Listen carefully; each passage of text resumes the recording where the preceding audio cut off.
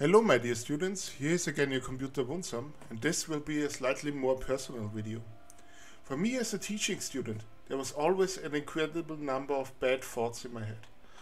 What if I am a bad teacher? What if the students make fun of me? Or am I even good enough to graduate and become a teacher? I asked myself these questions far too often during my studies, and yet I managed to complete them. Many different factors helped me finding my motivation in it. My former teachers from the commercial academy who showed me that there are many ways to become a teacher, the idea that I could develop computer games with the children and maybe the next Among Us or Undertale is born, and the ideal that I can make a school a better place. And the last one gave me the idea to bring Dungeons & Dragons to the school. The game Dungeons & Dragons has been a huge help in getting me out of a period of hopelessness in university and finding the style I want to teach. It is just a simple game, but it helped me achieve my goals of completing my studies and becoming a teacher. Dungeons & Dragons helped me to become a better teacher and a better person. And this is also the reason for this video. Here are 10 reasons why Dungeons & Dragons is helping us becoming better teachers and people. Dungeons & Dragons is a role-playing game. You take on the role of a character you imagine and play him exactly as you planned. Be it a mighty warrior running in full front, a healer taking care of his companions, or a magician using spells to change the world. And how you imagine the character is how you play it. So you go into a world as someone else, take the role and try to solve one or more specific tasks, such as defeating monsters or rescuing people. As absurd as this may sound, this is exactly what a teacher does. You take on the role of the tutor, and your goal is for the learners to learn the material you are teaching. You don't fight monsters, unless the students are very annoying, but you try the best to your ability to make sure the kids understand what you are teaching them. So you take on the role of a teacher with the ulterior motive that you want to play the role one way or the other. Just like role-playing. I've taken the similarities out of the game and planned them into my lessons, and so far I felt like I've had a good connection with the learners. This connection goes even so far that they even can trust me in some special cases. And trust is very hard earned, especially in our time as a teacher. Because one of the biggest problems in teaching, especially for young teachers, is dealing with unplanned events. In university, I didn't learn how to deal with disruption, let alone how to get the class back on track if something weird happens. I remember one of my lecturers saying, "If your class isn't boring, then there won't be any disruption." And that's horrible nonsense. There can always be disruptions, and as a teacher, it's very often not your fault. Unplanned events happen just as often in Dungeons & Dragons. For example, if as a dungeon master you plan on having the party mow down the evil goblins, but instead they approach the goblins diplomatically, as a GM you can't say that the goblins are attacking. You have to come up with something for the goblins. Of course you can prepare for this, but from my experience as a DM, you can definitely plan, and yet the players will come up with more creative solutions than anything you have planned. I wanted to do OBS Studio, a program which requires the internet to work properly, and a program to use live streams. But the internet was shut down in the middle of the lesson by external events, and I had to think of something to keep the class from ending disastrously. The students had given me the idea to take screenshots in OBS from the camera and stream the video game, which is built into every Edge browser when you were offline. The bad thing about unplanned events is that they just happen. Sometimes you cannot do anything against it, but you can adapt onto the new situation and find a new idea that the players can then act out or the learners can try. For this adaptation process, you also need some knack for improvisation too. And Dungeons & Dragons also plays a very important role here. Since you're confronted with so many different possibilities, and the other players and the dungeon master only set one scenario, you have to improvise on every single part of this scenario as a DM and as a player. Dungeons & Dragons is a role-playing game that is a game which we take on a role. The role has few requirements and we develop the rest of the game for ourselves.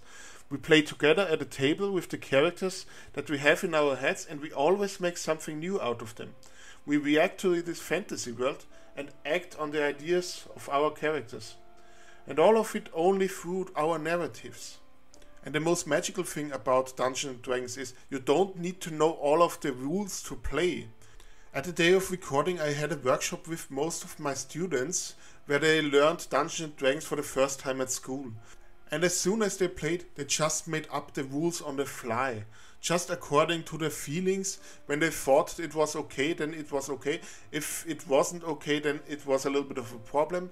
This just works. They just improvised all of the rules and then played with the other players, which made them create a great experience. The students all have just improvised everything.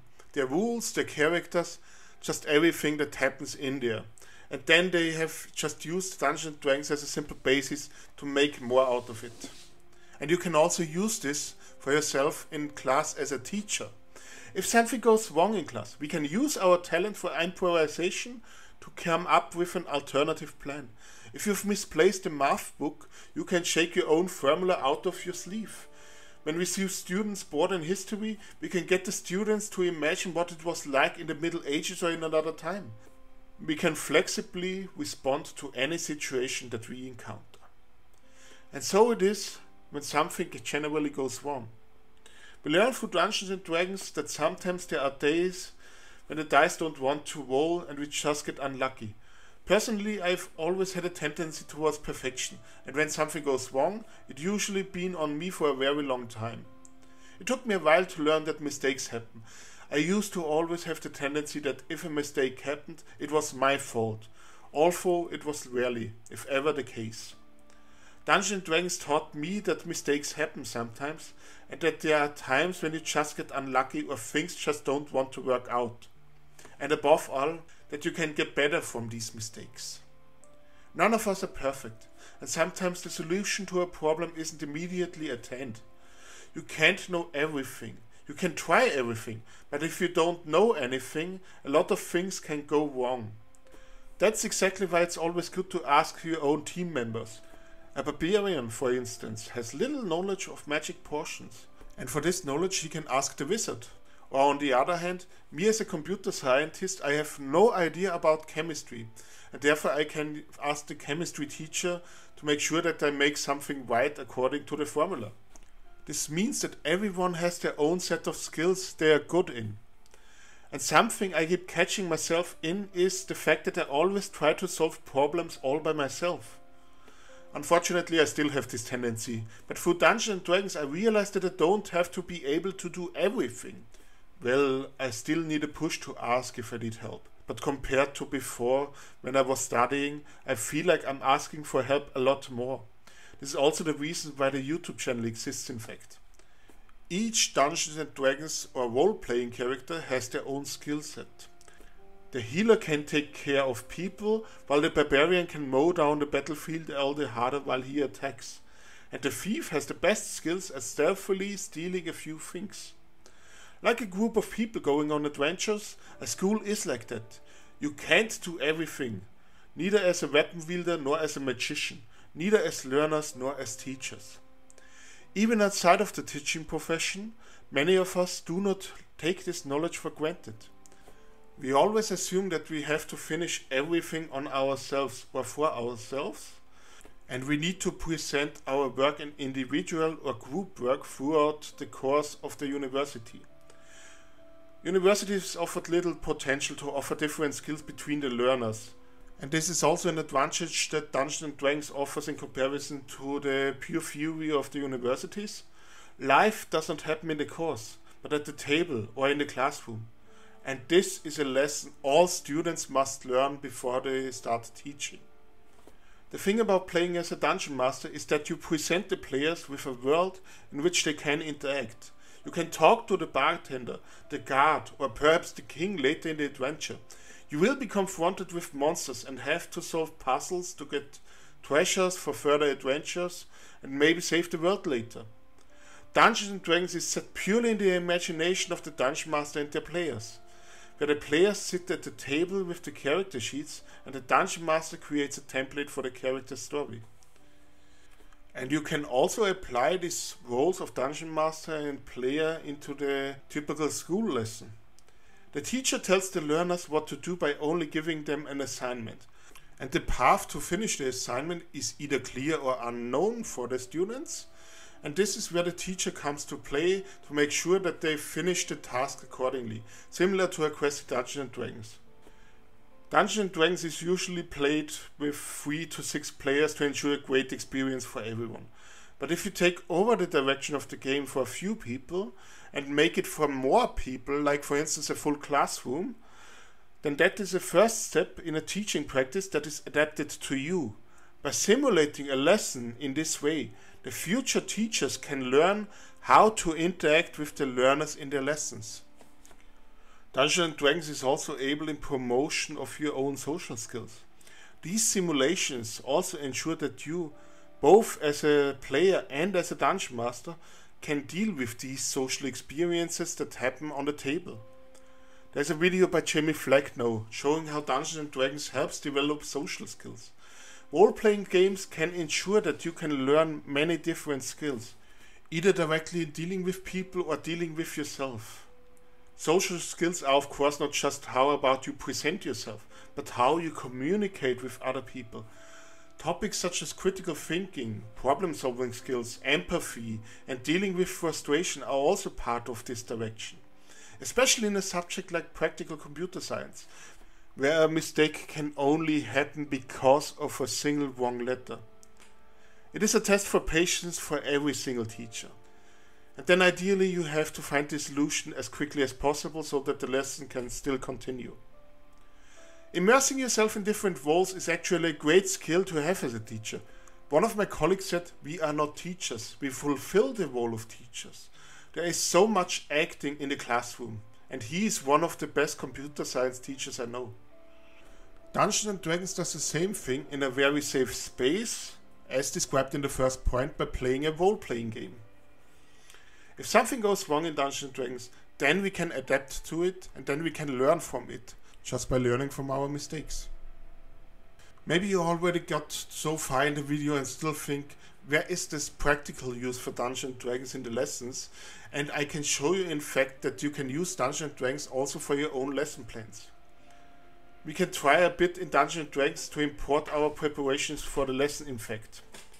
Of course, we learned during our teaching studies how the lessons are structured, but I no longer remember by far the number of moments when I went away from the preparations because I planned it shorter than it actually is, or longer than it actually is.